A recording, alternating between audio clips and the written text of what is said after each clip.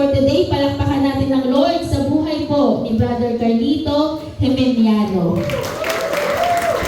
Ako po ay nagpapasalamat sa Lord po sa isang pribilehiyo po na tumayo po muli dito at may pahayag ang kanyang salita po. And in behalf po kay Pastor and sa Jesus Christ International Worship Center, it is a privilege po na talagang makapagpahayag po ng salita ng Panginoon at makapag-encourage po ng mga kapatiran po natin.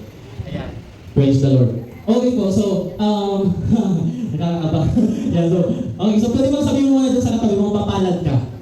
Ayan, mapalad ka. Sa kabila naman, sabihin mo, pinagpala ka.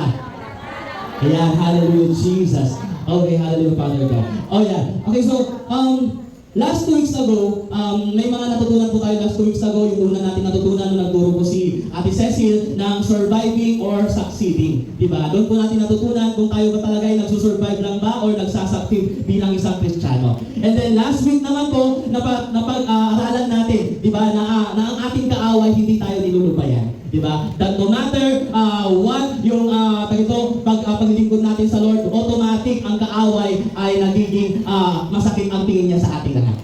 Gustong-gusto ng kaaway na talagang huminto tayong lahat. Gusto ng kaaway, gusto ni Satanas na lahat tayo ay mawala sa Lord. Diba? But praise God, diba? But praise God kasi nandito ka ngayon.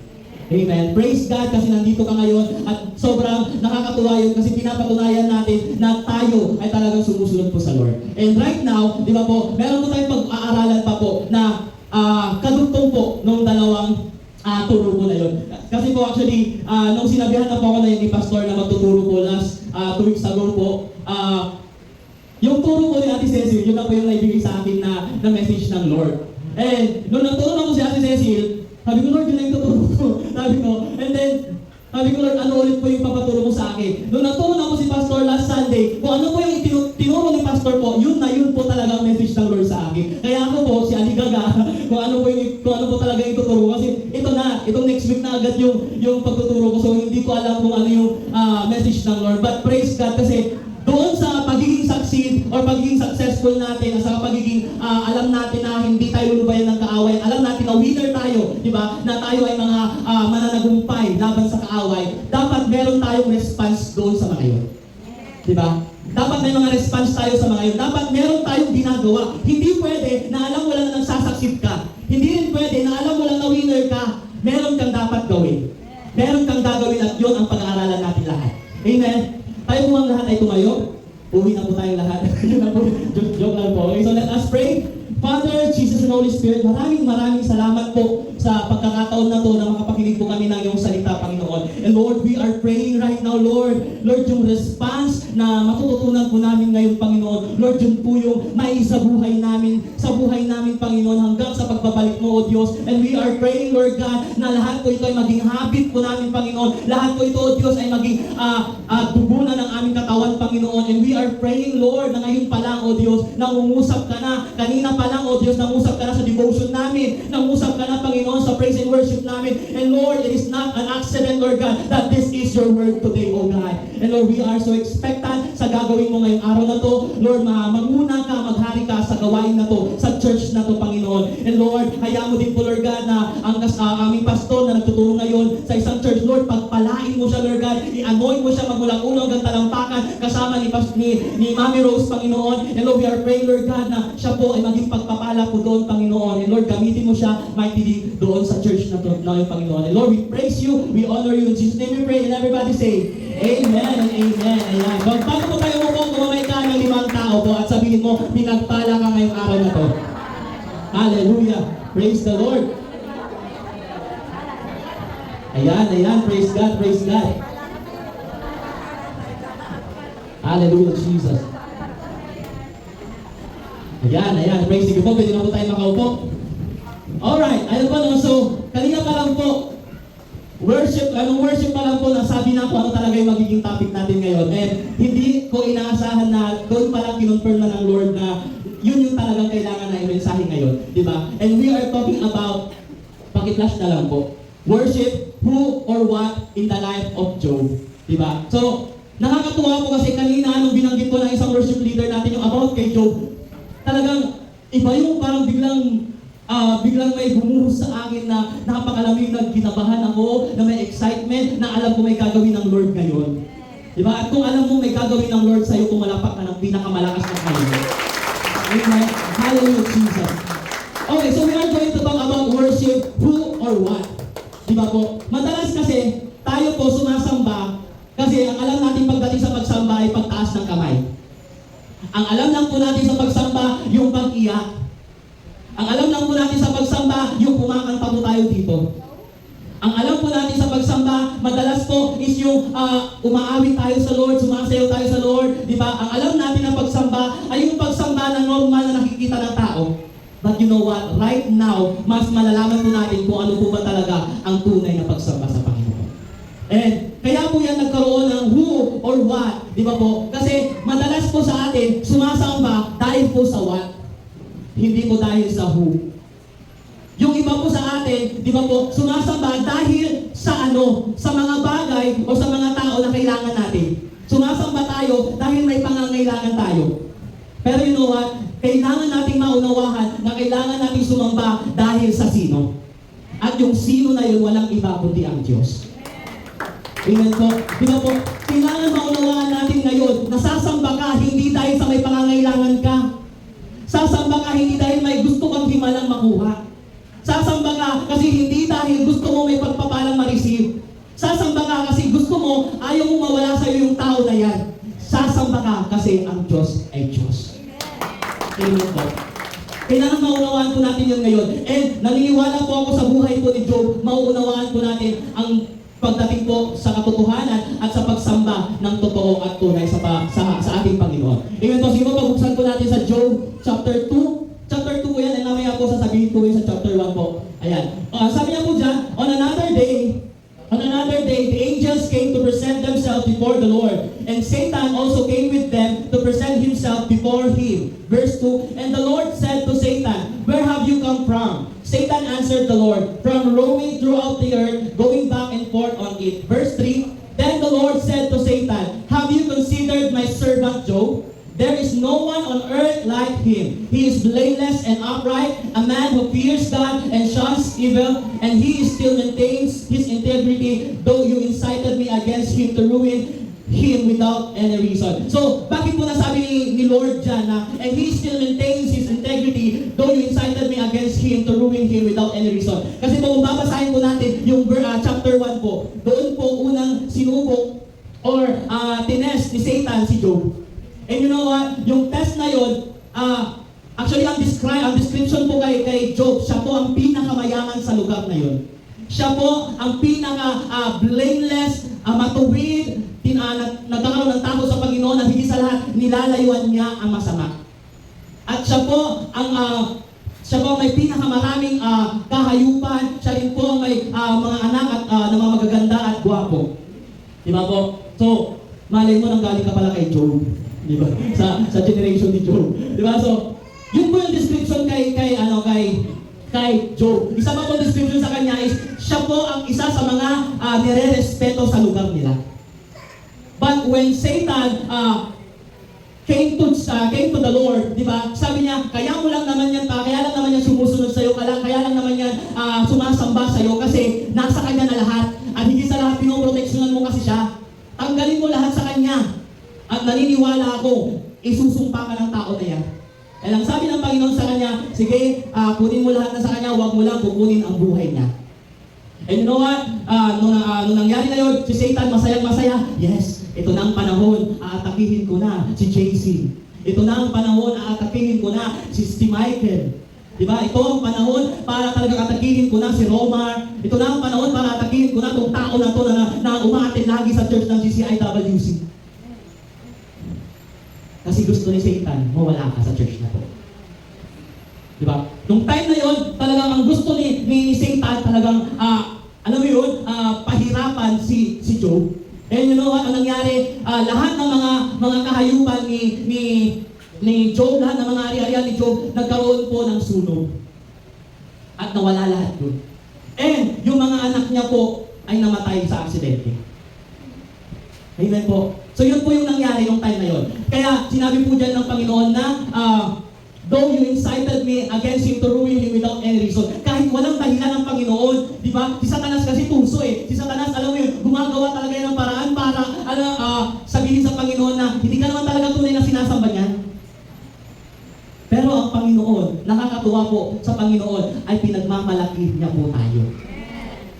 Amen. Katulad ng pagmamalaki niya kay Job, sabi niya diyan, have you considered my servant Job? There is no one on earth like him. Diba? Nakakataba ng puso yun na sasabihin ng Diyos kay Satanas na, ayan na kinukonsider mo ba si Sharaline? Walang ibang tao sa mundo na katulad niya. Amen. Sobrang nakakataba ng puso yun na sasabihan ni Lord si Satanas na ipinagmamalaki ka niya kay Satanas. At pinagmamalaki ka niya sa buong mundo. Diba? And ito lang po yung sa verse 4 po. Sabi niya po, sa verse 4, skin for skin, Satan replied, a man will give all he has for his own life. But now, stretch out your hand and strike his flesh and bones, and he will surely curse you to your face. The Lord said to Satan, very well then, he is in your hands, but you must spare his life. Verse 7, so Satan went out from the presence of the Lord and afflicted Job with painful sores from the soles of the feet to the crown of his head. Then Job took a piece of broken pottery and scraped himself with it as he sat among the ashes. Di ba po? Nung hindi po magapi ni Satanas si Job pagdating sa pagkawala ng mga ari-arian at mga anak ni Job, ang ginawa ni Satanas is skin for skin. Balat sa balat. Bigyan mo yan ng sakit at sigurado akong susumpain ka ni Job. And imagine nyo po, ang sakit na binigay ko sa kanya ay mga masasamang bukol, magmula kalampakan hanggang anit. Yung tayo lang po na magkaroon ng piksa sa mata, ang sakit-sakit na po. Yung tayo po na masugatan lang sa paa, hindi na tayo maka-attend sa church. Amen po. Yung tayo po na, alam mo yun, na talagang nagkaroon man lang ng kunting sugat lang, nagkaroon lang ng kunting problema, nawawala na po tayo sa church. Right now, si Job mismo, pinaranas sa kanya ni Satanas, nabigyan siya ng sakit magmula ulo hanggang talampakan ng sugat na kahit na madampi lang, ay sobrang sakit na. Diba? Yun yung sugat mo lang, malagyan lang ng alcohol, ay nako, ewan na lang talaga. Diba? Ika nga sabi ni Pastor, pag talagang nagkaroon ka ng sugat tapos nalagyan lang talaga ng asin, ay grabe. Grabe mo talaga yung kirot.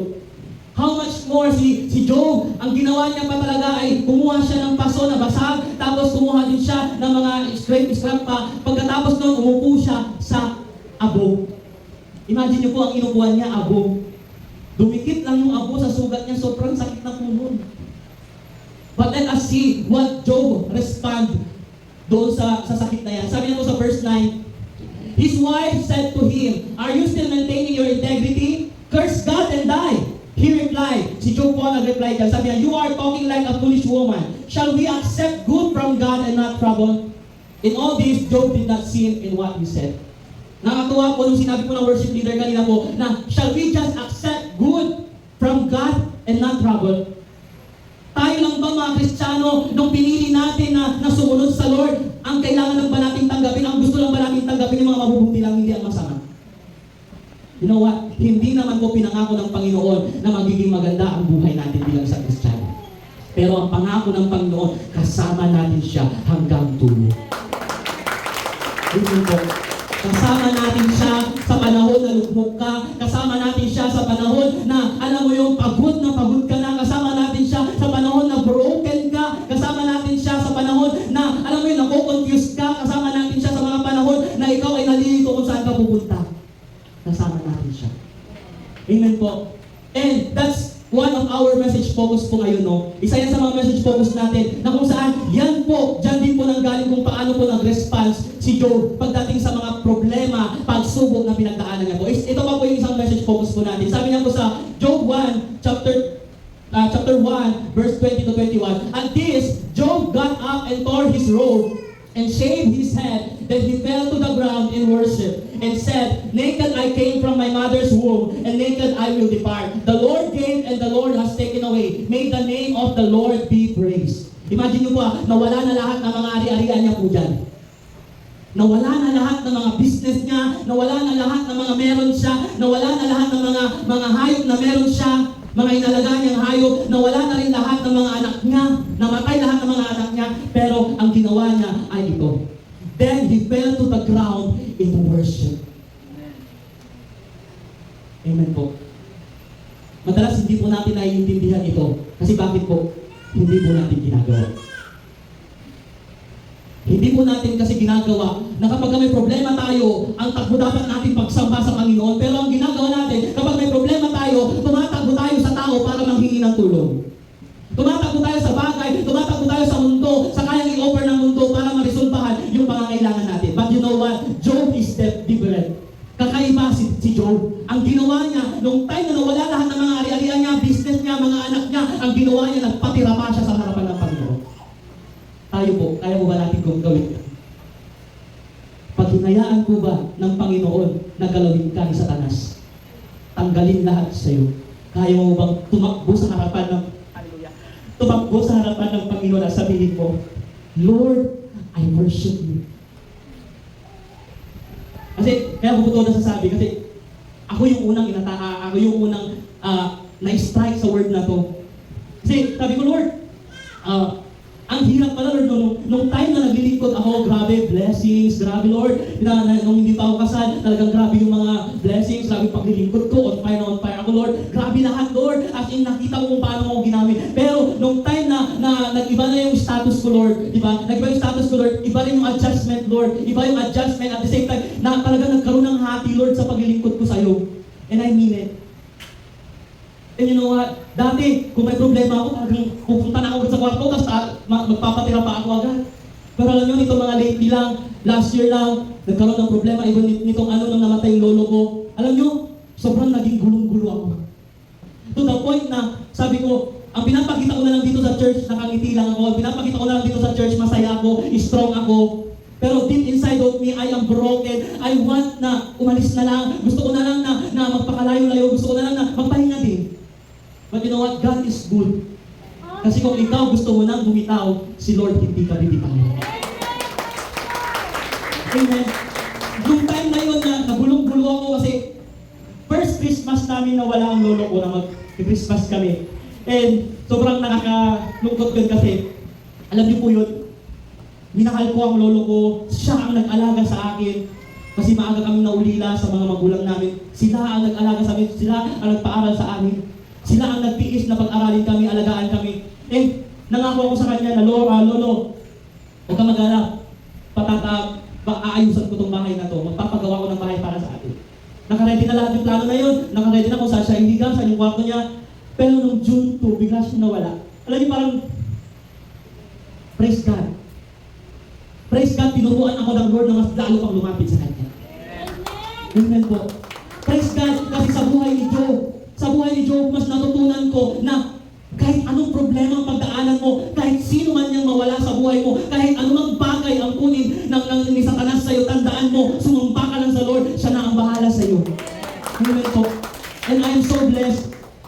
Wala man ang lolo ko, pero ngayon, unti-unti na natatapos ang bahay namin. And I'm so blessed sa paglilingkod ko na to. Natutuwa ako kasi dito ako nilagay ng Lord sa GCIWC. Amen po. And dito po kay Job, makikita po natin na talagang andun po yung pagsamba niya. Kilala niya kung sino ang sinasamba niya. Hindi siya sumasamba dahil lang sa bagay. Hindi siya sumasamba kasi pinagpala siya ng Panginoon. Sumasamba siya kasi kilala niya ang Panginoon na pinagsasambahan niya. Amen po. And, you know what? Kaya po inalaw ng Lord na pagdaanan po natin itong mga matitinding bagay na ito ng pinanang pagsubok kasi may tiwala po ang Lord sa atin na malalagpasan po natin. And right now, kapulad po ni Job, ano po ba yung mga naging response niya sa pagsamba? Kung bakit sinabihan lang siya ng Panginoon at pinagmalaki siya ng Panginoon kay Satanas na si Job ang pinakakaiba sa lahat, walang katulad sa buong mundo. Ito po yung unang point po natin. Hallelujah, Jesus God. Ayan po, so worship who or what? Yan po yung pinaka-team po natin. First point po natin ay ang, ito po, sabi niya po sa verse 9, his wife said to him, are you still maintaining your integrity? Curse God and die. He replied, you are talking like a foolish woman. Shall we accept good from God and not trouble? In all this, Job did not sin. So ano po yung unang kailangan natin na i-response pagdating sa mga pagsubok na pinagdadaanan natin? Ito po ay ang Worship with integrity. Ayan po. Worship with integrity. Tayo po ba, pag sumasamba po ba tayo, alam po ba natin kung sino ang sinasamba po natin? Tayo po ba, pag sumasamba tayo, in public man or in private man, meron po bang katotohanan sa ating puso? Kasi pag sinabi po natin integrity po, sabi po dito, the quality of being honest and having strong moral principles. Ibig sabihin po ng integridad, ito po yung kahit na nakikita ka man or hindi, sasamba ka sa Panginoon. Amen po. Ito yung, alam mo yun, hindi lang dapat dito ka nagtataas ng kamay. Kundi kahit na mag-isa ka, sasamba ka sa Panginoon. Diba? Na kahit na hindi mo na, walang nagsasabi sa'yo na itaas mo ang kamay mo, itataas mo ang kamay mo. Na kahit na walang nag-i-encourage sa'yo na magtuloy-tuloy ka sa pag-attend, sasamba ka sa Lord. Kasi yun yung prinsipyo mo. Dapat ganun po tayo katulad ni Job. Ang prinsipyo niya, susunod ako sa Lord, sasamba ako sa Lord, nakikita man ako, pinagdadaanan man ako, pinagpala man ako, o wala man ako pinagdadaanan, sasamba ako sa Lord. You know what, nung pinagpala po siya in the Job chapter 1, nagkaroon po ng party-party yung mga anak niya po. And dito mo makikita na si Job, ang buhay niya ay buhay ng tagapagsamba. Bakit po? Nung nagkaroon po ng party-party yung mga anak niya po, gumawa po siya, nag-build po siya ng altar para po magbigay ng peace offering sa Lord na baka daw, sabi niya, baka nagkasala ang mga anak ko, baka may nasabi, may nagawa ang mga anak ko na hindi kalugod-lugod sa harapan ng Panginoon. See? Nasa lifestyle na, nasa habit na ni Job ang pagsamba. Pinagpala man siya or hindi, alam niya na ang pagsamba kailangan niyang gawin. Eh nakakatuwa kay Job, naniniwala ako na simulat sa punong kabataan niya hanggang sa pagtanda niya, ang pagsamba ay ginagawa na niya. Kasi matik yan eh. Sabi nga sa Facebook na nabasa ko, watch out for your thoughts because it will become your words. Watch out for your words because it will become your actions. Watch out for your actions because it will become your habit. And watch out for your habit because it will become your character. And watch out for your character because it will become your destiny. Ibig sabihin, yung ginagawa niya na habit, ina-action niya pagsamba sa Panginoon, naging habit niya, naging character niya. Kaya ang destiny niya, isa siyang worshiper ng Panginoon. And dapat ganun din po tayo. Amen po. Mag-survive ka man, mag-succeed ka man, malaman mo man na winner ka, laban kay Satanas, ang ending, ang pinakailangan mong gawin na response, worship. Ang pinakakailangan mong gawin, sumamba sa Panginoon. Si Job, alam niya ang integridad niya. Imagine niyo po asawa na niya yung nagsabi sa kanya na, meron ka pa rin integridad sa Lord? Tapat ka pa rin sa Panginoon? Bakit hindi mo na lang siya isumpa at mamatay ka? Imagine mo minsan, ganun ang buhay natin bilang isang Kristiyano, no? May mga gagamitin si Satanas na mga tao na malapit sa atin para tuksohin tayo, para kutsahin tayo, para sabihin sa atin na, ano ba yan? Nag-born again ka ba? Ayan, nag-born again more ganito pa kaya nagkaganyan yung mga buhay-buhay mo. Madalas, ganun ang atake ni Satanas sa atin. Diba? Na simula nung naglingkod ka sa Panginoon, simula nung sumunod ka sa Panginoon, biglang, ano mo yun, yung grades mo, dati line of 9, bumaliktad, naging line of 6. Amen? Dati, di ba? Dati nung sumunod ka sa Lord, grabe yung paglilingkod mo sa Lord, grabe yung mga promotion mo dati, tapos biglang ngayon, ikaw na yung ang mata ng mga ka-workmate mo, ang sakit na sa iyo. Kahit wala ka namang ginagawa, yung mga ka-workmate mo parang ikaw yung laging sinisisi. Di ba po? Dati, nung naglilingkod ka sa Lord, grabe yung paglilingkod mo sa Lord, grabe ka maglingkod sa Lord bilang isang nanay, bilang isang tatay, grabe ka maglingkod sa Lord. Pero nung talagang tunay-tunay na yung paglilingkod mo sa Lord, si Satanas ang gagawin niya, tatanggalin niya lahat ng mga pangangailangan mo. Bigla kang magkukulang.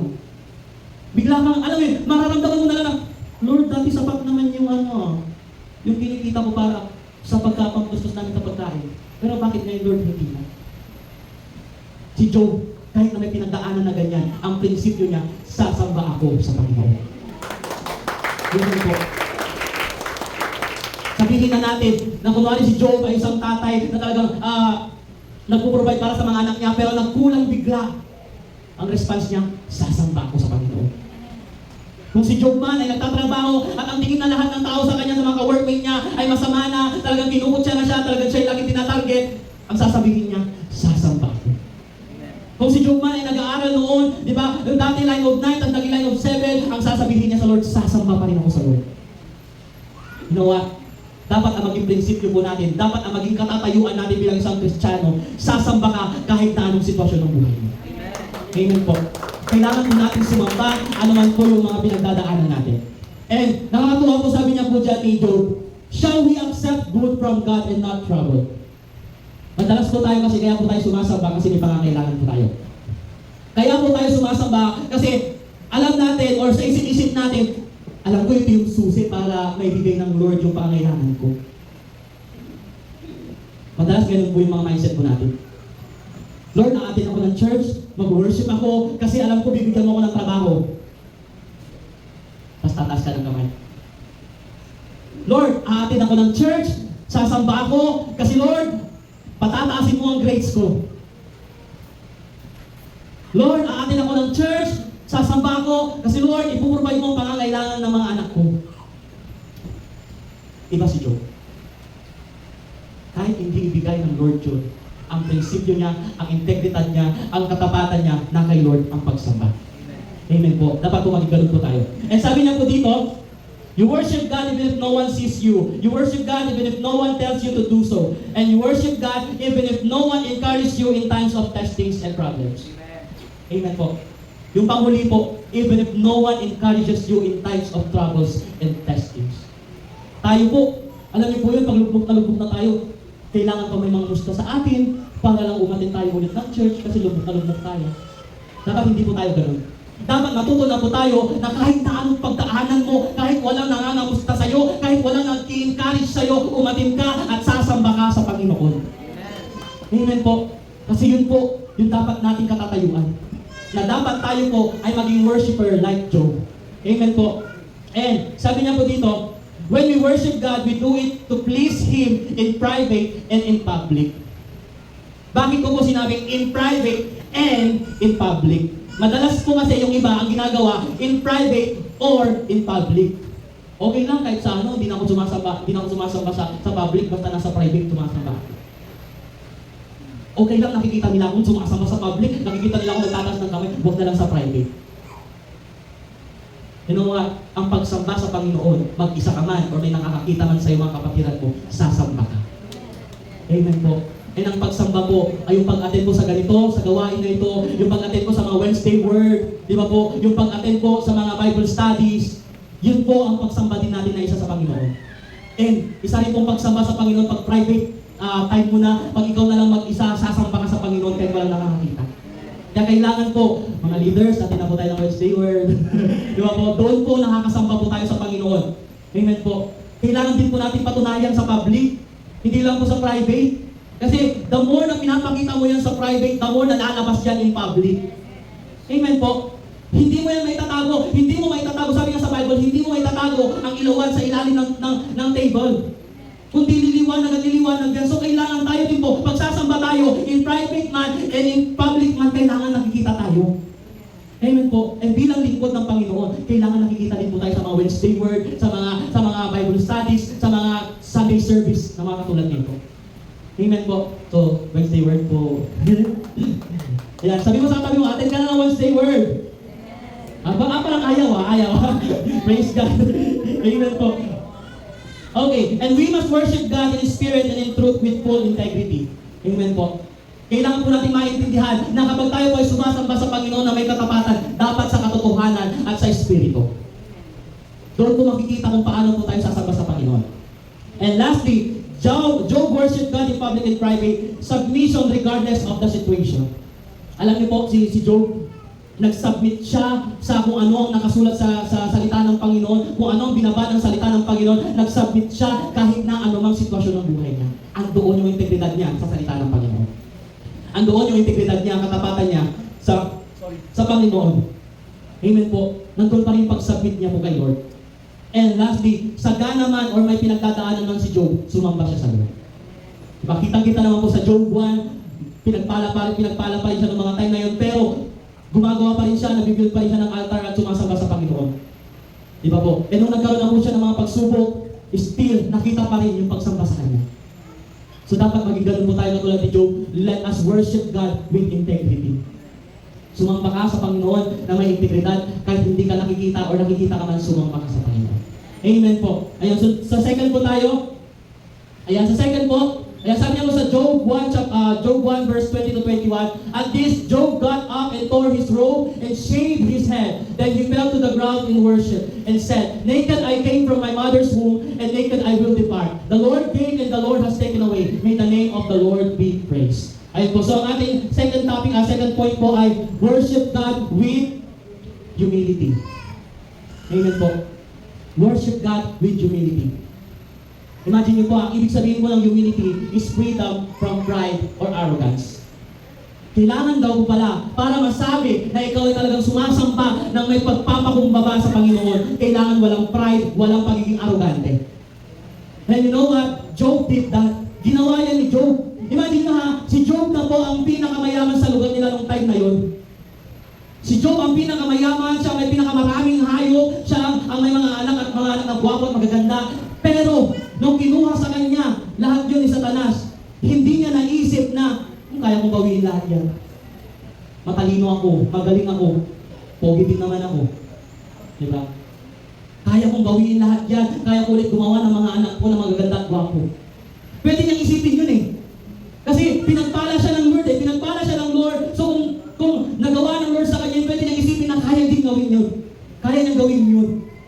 Dahil sa kanyang sariling kakayanan. Pero hindi niya naisip yun. Ang naging response niya, ito po. Job got up and tore his robe and shaved his head. Imagine niyo po sabi niya, ang ginawa niya po, tumayo agad siya, pinulit niya ang kanyang robe, tapos nagpakalbo siya. At higit sa lahat, nagpatirata siya sa pagsamba sa Panginoon.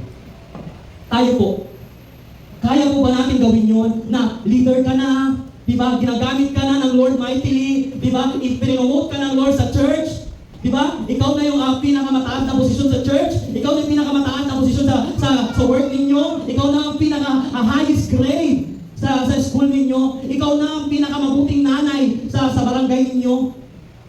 If one day God will take them away, what will you respond? Magiging katulad po ba tayo ni Job na magpapatira pa, sasamba sa Panginoon, or magkakaroon pa rin tayo ng pride na hindi, kaya kong bawiin yan. Babawi na lang ako sa second grading. Babawi na lang ako sa final grading. Babawi na lang ako sa promotion, magpapabida-bida ako sa work namin. Remember, Job worship God with humility kasi alam niya, lahat ng iyon ay nanggaling sa Panginoon. Amen. If you know that everything you have and everything you are and everything you possess come from the Lord, alam mo na kahit kunin niya ng Lord, ibabalik yan ng Lord. Amen po. And si Job po, ginawa niya po yun. Ginawa niya po yun na sumamba siya sa Lord nang walang pride at walang pagiging arrogante. Alam niyo kung paano po natin mapapatunayan na wala siyang pride at wala po siyang pagiging arrogante. Remember po, sa mga susunod po na mga chapters kasi, dumating po yung mga kaibigan ni Job. At yung mga kaibigan ni Job, ina-expect ni Job na i-encourage siya, i-empower siya. Alam niyo po yun, na parang ina-expect niya na ay, dito na mga kaibigan ko, mga Kristiyano, sila mag-i-encourage sa akin, sila magsasabi sa akin na, kaya ko to, kasama ko ang Lord, sila magsasabi sa akin ng mga ganito. Pero kabaliktaran po ang nangyari. Sinabihan siya na, ayan kasi, naglikod-likod ka pa sa Lord. Ayan kasi, sabi ko sa'yo, ganito, ganyan. Dapat hindi mo na tinutuloy ang pagtitiwala mo sa Lord. Tayo po kaya? Pag tayo po kaya, hindi na tayo ni-encourage ng mga kapwa natin Kristiyano, sasamba pa rin po ba tayo sa Lord? Si Job, natutunan niya po sa pagiging humble ang pagpapatawad. There is forgiveness. Nagkaroon po ng pagpapatawad, nagkaroon po ng puso na handang magpatawad sa mga tao na nakasakit sa kanya. Handa siyang magpatawad at humingi ng tawad sa Panginoon kung may nagawa man siyang kasalanan. Handa siyang gawin lahat yun. And there is forgiveness. And right now, di ba, if we are going to humble ourselves, i-check muna natin yung sarili natin. Kung kailangan natin humingi ng tawad at magpatawad. And alam niyo po ba, second thing na nakita ko po dito kay Job, nung time na dumating yung mga kaibigan niya po at kinutsa-kutsa siya at sinabihan siya na huwag ka na magtiwala sa Panginoon, nagkaroon po ng faithfulness sa Lord. Nakita niya po yung faithfulness ng Lord. Na pwede kang iwan ng mga kaibigan mo, pwede kang iwan ng mga kapamilya mo, pero ang Lord hindi ka iiwan. nakita yung katapatan ng Panginoon sa buhay niya. Kaya alam niya sa sarili niya na naked I came from my mother's womb and naked I will depart. The Lord gave and the Lord has taken away. May the name of the Lord be praised. Sobrang natutuwa po ako sa praise na yan. Sabi niya, may the name of the Lord be praised. Pag ikaw, ako po, aminado din po ako na pag may pagsubok na dumadaan sa atin, may pagkakataon na hindi mo masasabi yan may the name of the Lord be praised. Hindi mo masasabi yan Nangyari na yan sa akin kaya guilty din po ako. Nung ginagawa ko po ito, talagang ako yung unang kinakausap ng Lord na, anak, naging ganyan ka. Kasi nung mga tayo na nag-asawa na po ako, nagkaroon po ng maraming adjustment. So ang daming mga gastusin, ganito, ganyan. So ang ginagawa ko, hinahabol ko ang mundo. Instead, nasasabihin ko, may the name of the Lord be praised. Pero ang nangyayari, hinahabol ko ang mundo. Nag-double job ako, gumagawa pa ako ng mga iba pa mga sidelines. Di ba, ginagawa ko na lahat para lang masuklayan yung mga pangangailangan namin mag-asawa. Pero you know what? God is good kasi pinatunayan ng Lord sa akin ngayon, sa buhay ni Job, na anuman ang mangyari, may the name of the Lord be praised.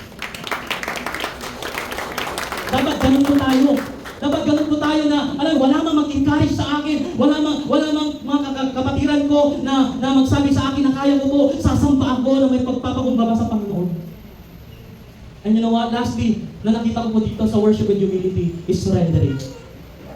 You know what? Hindi mo pwedeng sabihin sa akin na sumasamba ka na may pagpapakumbaba sa Panginoon kung hindi mo kayang isuko yung tao na yan o yung bagay na yan na pinapasuko ng Panginoon sa iyo. You know what? Hindi mo pwedeng sabihin sa akin na sumasamba ka sa Panginoon kung hindi mo kayang isuko yung sakit na yan na nararamdaman mo ngayon sa paanan ng Panginoon. Being humble in the eyes of the Lord, there is no pride. Pero pag kinikinti mo pa rin yan, parang sinasabi mo sa Lord, what? There is already a pride. May pride na agad doon na pag sinabi mo, Lord, wag naman, tumunin mo na ang lahat sa akin, wag lang siya. Amen po. You know what? You cannot worship God in humbleness. You cannot worship God with humility kapag hindi mo kayang isuko yung bagay na yan o ng tao na yan o ng sakit na yan sa paanan ng Panginoon. Amen. And Job did that. Masakit mawalan ng anak Sa buhay pa lang ni Ate Nel, sobrang natutuwa na ako. Masakit mawalan ng anak. Pero yung paglilingkod niya andyan. Sa buhay pa lang nila Kuya Gilbert, nila Kuya Alvin, na kahit na ganun yung pinagdaanan nila, still they worship God with humility. Tayo po kaya, yung hinihingi ng Lord sa'yo, are you ready? And are you willing to surrender it with humility? Kayang-kaya mong isurrender yan because you are going to worship God. Even Abraham, napakinggan na po natin dati, na handa niyang isacrifice ang kanyang kaisa-isang anak na si Isaac para lang sa pagsamba sa Panginoon. And doon nakita ng Panginoon ang kanyang pagtitiwala at pagsamba ng may pagpapakumbaba sa Panginoon. And just like Job, kahit na nawala na sa kanya yung mga ari-arian niya at nawala yung mga anak niya, still sinurrender niya pa rin lahat. Lord, ito yung pain ko. Lord, ito lahat ng mga sakit. Lord, ito lahat ng mga meron ako ngayon sa puso ko. Lord, isusurrender ko lahat sa ito because I want to worship you with humility. And let us worship God with humility. Sabi niya pa po dito, when we worship God, we know that someone is higher. We know that someone is greater. And we know that someone is better. When we worship God, dapat alam natin na mas mataas at mas malaki at mas matindi ang Diyos natin kumpara sa pinagdadaanan natin. Amen po. Kailangan maunawaan po natin na mas mataas at mas matindi at mas grabe ang Lord kaysa dyan sa napakaliit na problema ang pinagdadaanan mo. Yes, pwede mong sabihin sa akin na Kuya Carl, di ko naman ako naiintindihan kasi wala ako sa sitwasyon ko. Pwede mong sabihin yan, Kuya Carl, pero hindi mo kasi nauunawaan yung nararamdaman ko ngayon, kaya ako ganito. Well, I want to example the life of Nick Bujisik. Si Nick Bujisik ay wala ng kamay na pareho at wala ng paang pareho. Pero remember, siya po ay ginagamit ng Lord na magpahayag ng salita ng Panginoon. And he never cursed God. And he never, hindi siya tumalikod sa Panginoon sa paglilingkod niya. Kahit na kinukot siya ng mga panahon na yun, kahit na, alam mo yun, sinasabihan siya na wala siya mararating, pero ang tindi ng ginawa ng Lord sa kanya. How much more po tayo? Buo pa ang mga kamay mo, buo pa ang mga paa mo. Pero ang tinitignan natin sa problema natin, mas malaki pa kaysa sa Diyos natin. Dapat ang tingting po natin, mas malaki ang Diyos ko kaysa sa problema ko. Mas malaki ang Diyos ko kaysa sa pagod ko. Mas malaki ang Diyos ko kaysa sa pinagdadaanan ko. Mas malaki ang Diyos ko kaysa sa sakit na nararamdaman ko ngayon. Mas malaki ang Diyos ko kaysa sa pagkawala ng isang bagay o ng isang tao sa buhay ko. Mas malaki ang Diyos ko. Amen po. And sabi niya pa po dito, God is greater than your problems, God is greater than your giants, and God is greater than your mountains. Lagi po natin tatandaan, kahit anong bundok yan, gaano man yan kalaki, gaano man katindi, yung alon na pinagdadaanan mo, isipin mo lagi, mas matindi ang Panginoon kaysa sa mga yan. Amen po. Hallelujah, Jesus. And sabi niya pa po dito, when we worship God, we do it in reverence to His sovereignty and kingship. Kailangan po pag sumasamba po tayo sa Panginoon, alam po natin na siya po ay Diyos ng mga Diyos, Hari ng mga Hari. Hindi po dapat natin iniisip na kaya po tayo sasamba sa Lord kasi siya po ang provider ko, Lord. Lord, ikaw ang provider ko. Lord, ikaw ang tagapagpagaling ko. Lord, ikaw ang nagbibigay sa akin ng katagumpayan. No. Huwag lang po sana ganun ang isipin po natin pag tayo pa ay sumasamba. When we worship God, we worship because He is sovereign and He is the King of Kings. Amen po. Dapat ganun po tayo mag-worship po mamaya. Hallelujah, Jesus. And lastly po, Job humbled himself in the eyes of the Lord. Kahit na ano man ang nangyari sa kanya, ang daming trauma nangyari kay Job, ang daming nangyaring pagsubok kay Job, pero ang ginawa niya, nagpakumbaba siya na sumasamba sa Panginoon. Amen po. So last po na ating topic or ating point ay ito po. Sabi niya po sa Job 1, chapter 1, verse 20 to 21, pakiclick. Ayan, sabi niya po, at this, Job got up and tore his robe and shaved his head, then he fell to the ground in worship and said, naked I came from my mother's womb, and naked I will depart. The Lord gave, and the Lord has taken away. May the name of the Lord be praised. So what is our third point po? Ang ating third point po ay worship God with continuity. Alam niyo po, madalas po sa atin, kaya lang po tayo sumasamba sa Lord kasi pinagpala po tayo. Kaya po tayo sumasamba sa Lord kasi masaya po tayo. Kaya po tayo sumasamba sa Lord kasi sinagot na tayo ni Crush. Kaya po tayo sumasamba sa Lord kasi alam mo yun, na-promote ka sa work mo. Kaya po tayo sumasamba sa Lord kasi napoprovide mo yung mga pangangailangan ng pamilya mo. Right now, let us worship God with continuity. Ano man ang pagdaanan mo, ano man yung mga paghihirap man yan o nasa sagana ka man, alam mo na maglilingkod ka at sasamba ka ng tuloy-tuloy sa Panginoon. And Job did that. Ginawa ni Job yan. Imagine nyo, pinagpala siya, sumasamba pa rin siya sa Lord. Nung may pinagdaanan siya at sinubok siya sa Satanas, ito yung response niya, may the name of the Lord be praised. Sumamba pa rin siya sa Panginoon. Kahit napagod na pagod siya, kahit nabinigyan siya ng sakit, magmula-ulong ng talampakan, sumamba pa rin siya sa Panginoon. And walang makakapigil kay Job. Kailangan tayo po, pag sumasamba sa Panginoon, dapat wala pong makakapigil sa atin. Dapat walang sakit ang makakapigil sa atin para sumamba sa Panginoon. Walang pagod ang makakapigil sa atin para makapagsamba sa Panginoon. Walang, hinanakit sa puso natin ang makakapigil sa atin para sumamba sa Panginoon. Let us worship God with continuity na kahit na anong mangyari, sasamba tayo kasi alam natin na tuloy-tuloy ang pagsamba at hinahanap ng Panginoon ang mga taong tagapagsamba niya sa katotohanan at sa Espiritu. Amen po. At kung naniniwala ka doon, palakpakan mo ang Lord. Hallelujah, Jesus God. Sabi po niya dito, kahit walang himala, sasamba ako sa Lord. Si Job, nung time na yan, Lord, kahit na may sakit ako at kahit na walang himala na pagagalingin mo ako, sasamba ako sa iyo. Madalas tayo po kasi, sumasamba lang tayo pag pinagaling na tayo ng Lord. Pero nung time na may karamdaman ka, nandun ka lang, sinusumpa mo ang Lord, sinusumpa mo ang pagiging born again mo pa. Sinusumpa mo pa yung pag-attend mo sa church. But right now, God is telling us, God is teaching us that kahit na nandun ka sa karatayan na yun, nandun ka sa pagkaratay mo sa higaan na yun, sasamba ka sa Lord. Imagine niyo po, si Kuya Gilbert, na-accident niya, halos talagang, sabihin na natin nung time na sabi niya, pwede daw maputol yung kanang paa niya eh. Pero alam niyo po, nakikita ko siya sa Wednesday Word. Nakikita ko siya sa online. Nakikita ko siya sa men's Zoom nila. Dapat pag sumasamba po tayo, walang makakapigil sa atin kahit na anong sakit yan. Amen. Palakpakan natin ang Lord. Hallelujah.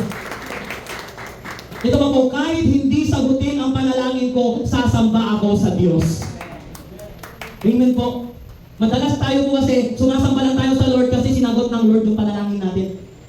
Yes, Lord, sinagot ko na yung panalangin ko, Lord, pumunta ako sa church, sasamba ako. Pero nung hindi sinagot ng Lord, wala ka naman pala, Lord eh. At nanahimik po ulit ang mga taga-GCIWC. Amen po.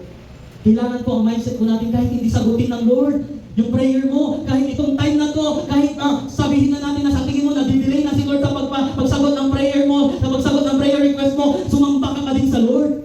Dapat walang makakapigil sa'yo sa pagsamba sa Lord na kahit na sabihin mo na, Lord, yung panalangin ko, Lord, sagutin mo na po. Sumamba ka pa din sa Lord.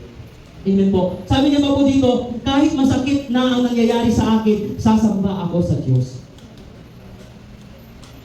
Diba po? Marami po sa atin, may mga pinagdaanan sa broken family, may pinagdaanan sa broken heart, may pinagdaanan na masakit sa buhay nila. And yung iba sa atin, kapag may mga pinagdadaanan ng ganon, lumalayo sa Lord. Yung iba sa atin, hindi lang pinansin ng leader, hindi lang pinansin ni pastor, hindi ka lang kinausap ni pastor, hindi ka lang, kinamusta ni pastor, lumalayo ka na sa church. Ayaw mo nang sumamba sa Lord. Hindi ka lang nilibre ng leader mo, hindi ka lang sinama sa Mommy with Paris doon sa kabila. Nagtampo ka na, hindi ka na umaten. Amen po. Napagsabihan ka lang ni pastor ng ganito, kinorek ka lang ni pastor ng ganito, hindi ka na umaten. Come on, when we worship God, we worship Him, not people. We worship Him with continuity. We worship Him kahit hindi tayo pansinin ng ibang tao, kahit na tayo ay kinokorek, we worship Him. Amen po. Kailangan ganun po tayo mga kapatiran ko po sa GCIWC. Hindi po pwede na, alam niyo po yun, hindi lang po tayo mapansin, hindi lang po tayo makamusta, hindi lang po tayo makamayan, hindi lang po tayo ma-appreciate na mga kasama natin dito sa church, ay talagang lalayo na po tayo sa church. Makorek ka lang po dahil mas mataas yung posisyon mo at ang nag-correct sa'yo kabataan o mas bata sa'yo, hindi ka nahatin sa church. Come on. If we are going to worship God with continuity, kahit na po kinokorek po tayo, kahit na po bata man ang gamitin ng Lord para i-correct tayo, sasamba tayo sa Panginoon ng mga Panginoon, hari ng mga hari. Amen. So, palapalan po natin ang Lord. Hallelujah, Jesus. Sabi niya po dito, you worship God even if you are not okay. You worship God even if you are broken. And you worship God even if you are at the lowest point of your life. Hallelujah. Alam mo yun, nandun ka na sa pinaka-sagad ng buhay mo. Nandun ka na sa pinakalugmok ng buhay mo. But Lord, God is telling us, worship me. Kaya natin gawin yun. Yung nandun ka na sa pinakalugmok ng buhay mo. Yung lahat na nawala sa'yo. Meron ka bang sakit na nilagay sa'yo. Si Job kakaiba kasi lahat na inalis sa kanya. Tapos binigyan pa siya ng sakit. Pero alam mo yung pinaka-lowest na yun para sa akin. Pero natutunan niya pa rin sumamba sa Panginoon. And God is teaching us right now, nasa pinakamataas ka man na posisyon ng buhay mo ngayon, pinakagitna man o pinaka-lowest man, hindi mo man maramdaman ang Panginoon, worship Him. Tayo po kasi minsan o madalas nagbabase tayo sa emosyon natin. Pag di na natin nararamdaman ng Panginoon, lumalayo na lang tayo basta-basta. But God is telling us, the more na hindi mo ako nararamdaman, the more na sumamba ka sa akin. The more na ikaw ay pinagtadaanan, the more na ikaw ay pinakalugmok na sumamba ka sa akin. The more na kahit na pinaka-bankrupt ka na, ikaw na pinakamahirap, the more na sumamba ka sa akin. God is telling us right now, God is teaching us right now the importance of worship. Kasi si Lord, ang hinahanap niya po ay worshiper. Hindi po siya naghahanap ng mga naglilingkod lang po dito. Naghahanap po siya ng mga worshipers po. And yun po yung iniwan ng Panginoon sa kanyang mga alagad. Na mawala man lahat, hindi ka man apostol, hindi ka man disipulo ko, ang hinahanap ng Panginoon ay worshiper in spirit and in truth. And ngayong panahon po na ito, kailangan po natin patunayan at kailangan po natin isabuhay na tayo po ng mga taga-GCIWC. Imagine niyo po yung pangalan ng church po natin, Jesus Christ International Worship Center.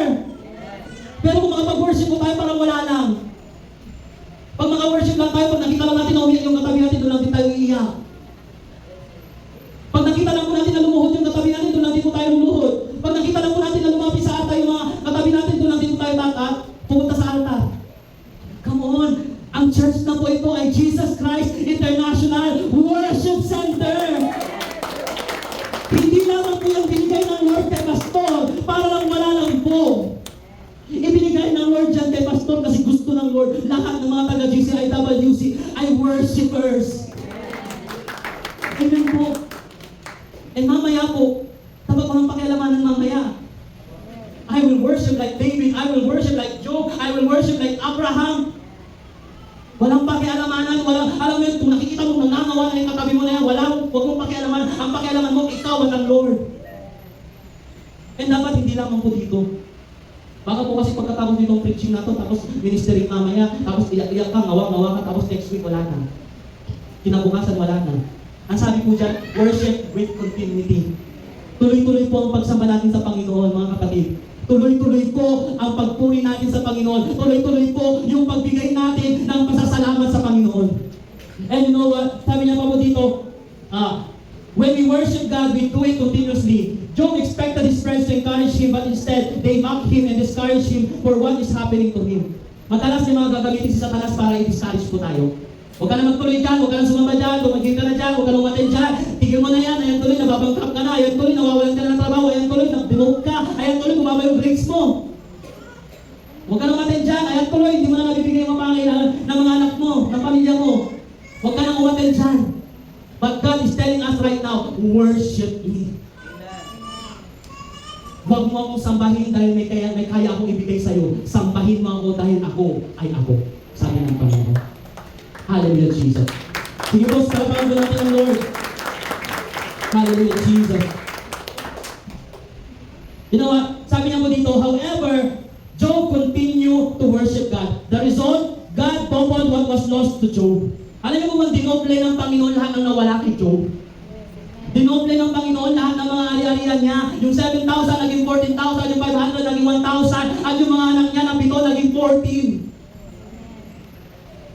Ikaw kaya, despite sa mga despites na sinabi ni Ate Cecil kanina, despite sa mga despites na yan, handa ka pa rin bang sambahin ng Panginoon? And if you worship God, despite of all the despites, I want to tell you, God is ready to pour out the blessings double.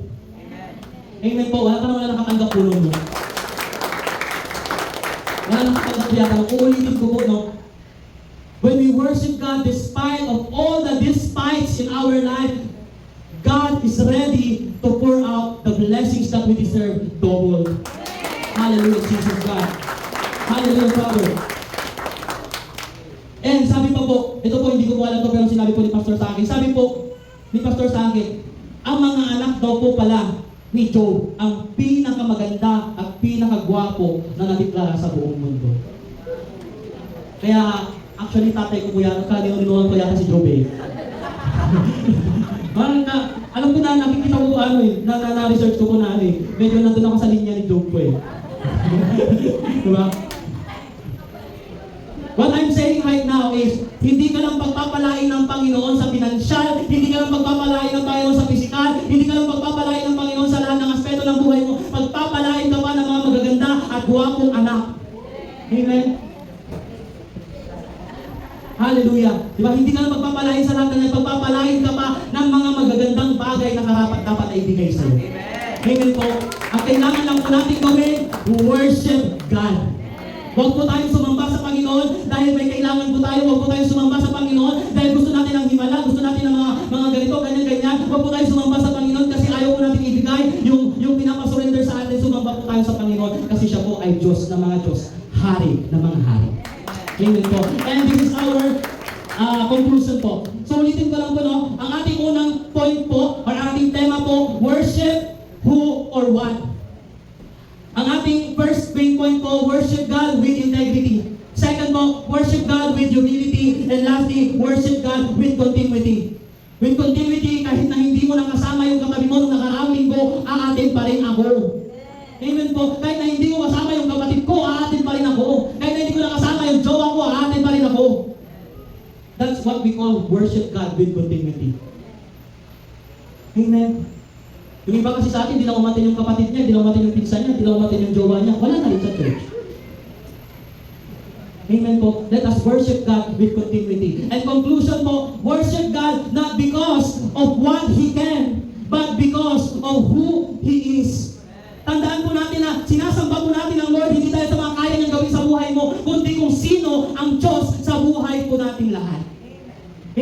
kung kilala mo na ang Diyos ay Diyos ng mga Diyos, Hari ng mga hari, sasamba ka, tatas mo ang mga kamay mo, ikaw na ang bahala na kung paano ka sumamba sa Lord, ganun mo gawin. But this time, kanya-kanya po tayo. Amen po. And before po tayo sumamba sa Panginoon, gusto ko lang po itong sabihin to, huling bagay na to, sa pagkakataon na to. This time po, sasamba po tayo sa Panginoon, hindi po dahil deacons ka, hindi po dahil leaders ka, hindi po dahil cell leaders ka, hindi po dahil worship team members ka, hindi po dahil nasa media ka, at hindi rin po dahil taga-attend ka lang po. Sasamba po tayo sa Lord ng pantay-pantay na posisyon sa Panginoon. This time, sasamba tayo sa Panginoon na wala lahat ng mga posisyon sa atin. Sasamba tayo sa Panginoon hindi dahil ako ay pastor, hindi dahil sa ako ay youth leader, youth president, SYP president, or whatever. Sasamba ako sa Diyos ng mga Diyos, Hari ng mga hari, dahil siya ay siya. This time, huwag po natin pakialaman yung mga ibang mga tao po ngayon. Patunayan po natin na ang church na to ay Jesus Christ International Worship Center. Tumayo po tayo. I choose to be holy,